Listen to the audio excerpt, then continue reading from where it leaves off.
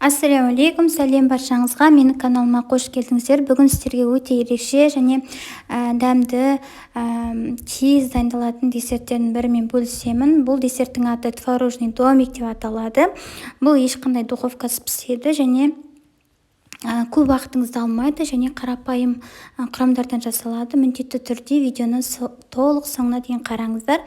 Бізге керек құрамдар бұл сүзбе, бөлме температурасында сары май, ванилин немесе ванильный сахар, қант керек болады және сүт, печенье.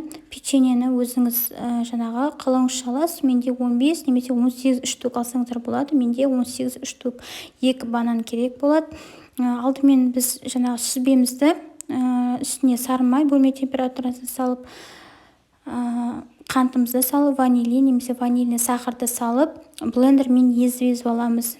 Бізде бірыңғай масса шығуы тиіс. Егер сіздерде блендер болмаса, шанышқымен жақсылап араластырып алсаңыздар болады. Бізде ең бастысы барлығы араласу қажет. Енді осындай бізде масса шығады, гладкий дейді ғой. Біркелкі гладкий осындай масса шықты.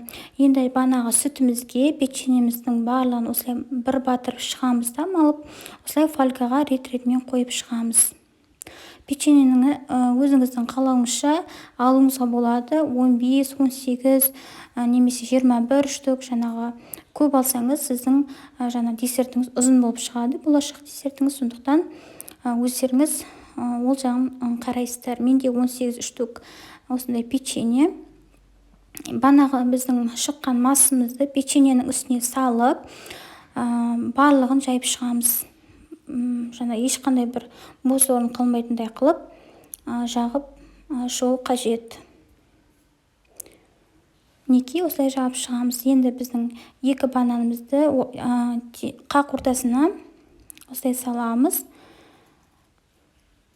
Бізге 2 жағын фольгамен аккуратно жайлап үстіне қарай жаңағы беттестіру қажет. Сонда бізде треугольник дейді ғой, үшбұрышты. Сонда бізде домик сияқты, үй сияқты десерт шығады. Мінекей осылай жайлап үстіне қарай бір-бірін бекітеміз.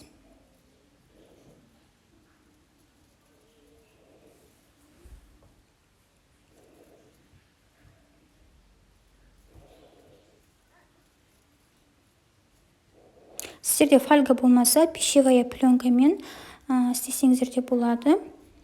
Енді осыны 1 немесе 2 сағатқа тоңазытқышқа қойып қоямыз. Бізде кремі кішкене сіңуі қажет және печеньеміз жұмсаруы қажет. Енді ганашын дайындаймыз. Ганашына менде мында шоколад және сары май, водяная баняда ертіп алдым. Тоңазытқыштан десертімізді алып, жайлап фольгадан алып аламыз. Сындырып алмаймыз, аккуратно алып аламыз. Енді жаңағы ганашымызды дайын болған үстіне құйып шығамыз осылай. Ганашымыздың барлығын құйып болғаннан кейін тағы да тоңазытқышқа салып қоямыз. Бізде ганашы кішкене қатуы қажет.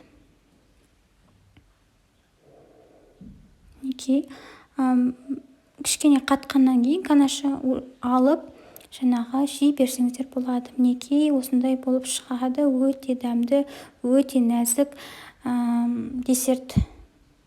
Міндетті түрде жасап көріңіздер. Ас болсын.